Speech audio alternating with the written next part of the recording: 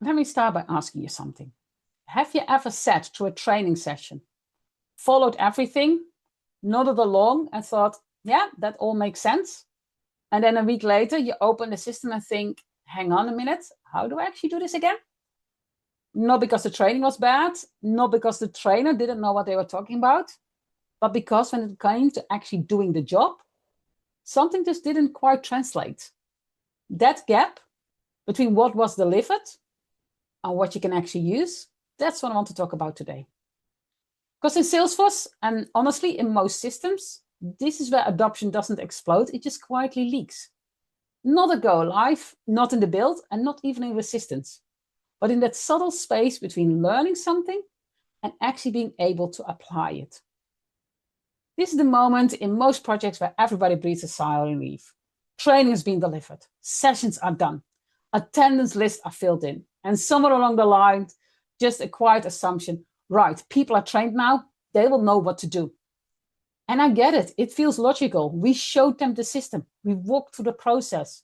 Users saw it, they heard it, and maybe some of them asked a couple of questions.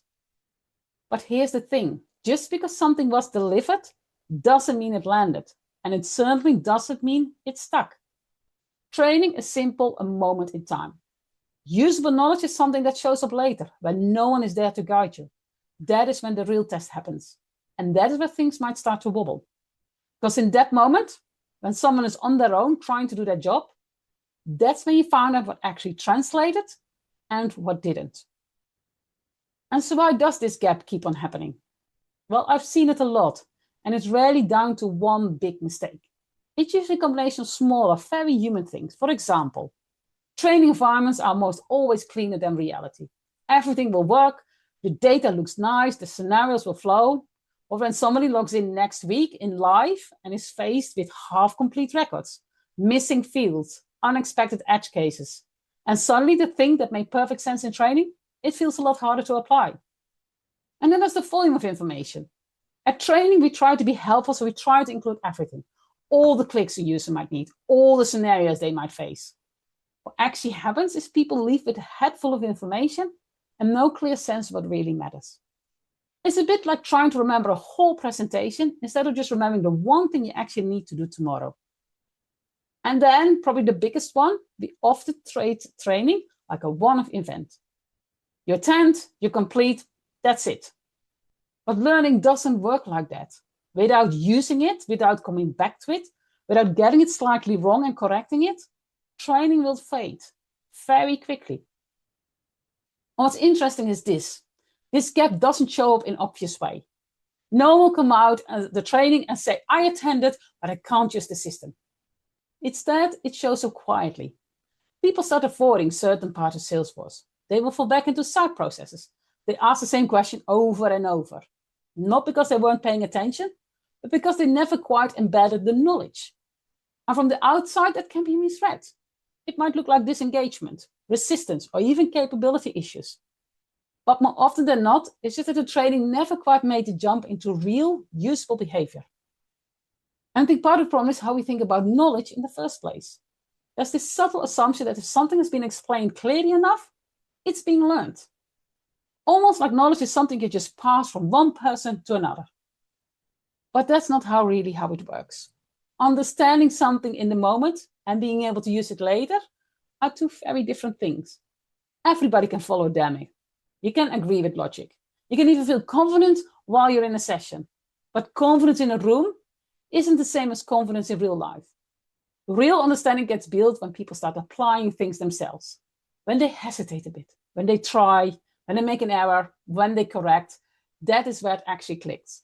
That's where the shift happens from delivering training to actually enabling people.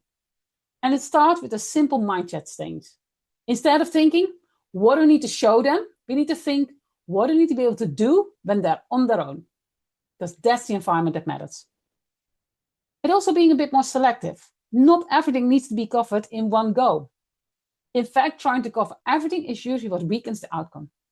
If someone leaves training knowing exactly what they're responsible for, where to go into the system, and what goods look like, that's already a strong foundation.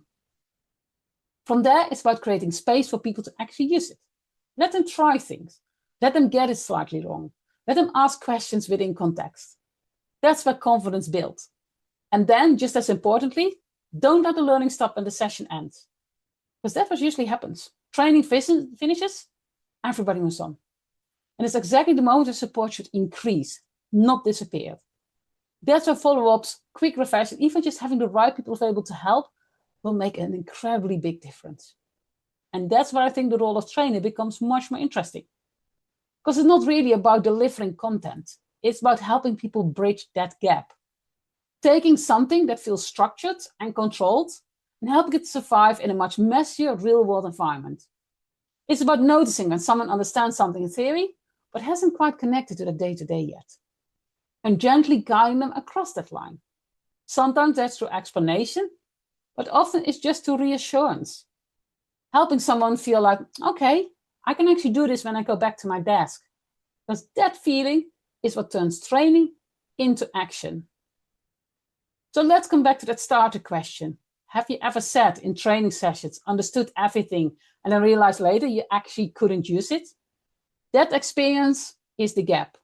Not a failure, not a lack of effort, just a gap that no one really accounted for.